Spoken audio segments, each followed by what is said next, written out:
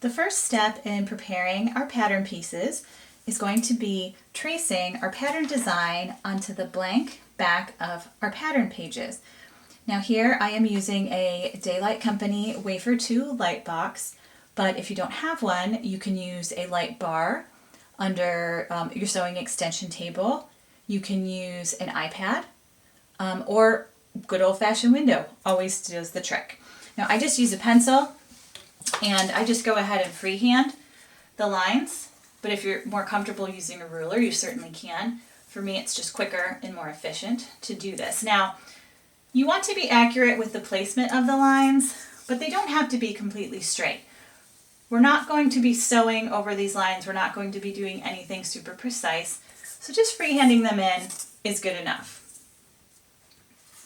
Okay, so you can just see the start of it. You want to make sure that you transfer all the information, including the segment numbers, the section letter, everything.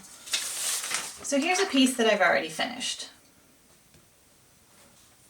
So after I finish tracing all of the lines and transferring all the pattern information onto the back, the next step is to pull out my planning page, whether this is colored or you use fabric snippets like I did, and then transfer this information over onto your pattern. So it's kind of small, but here I have D, MD, ML, and L, and that's just my way of indicating dark, medium light, and light.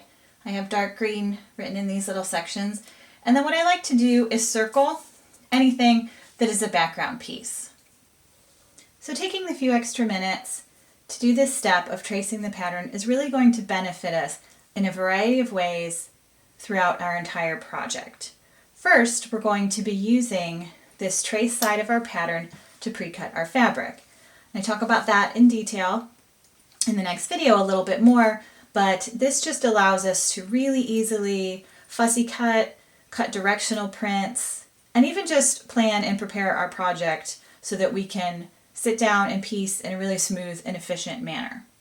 It's also going to be a really helpful resource for us as we begin piecing our sections.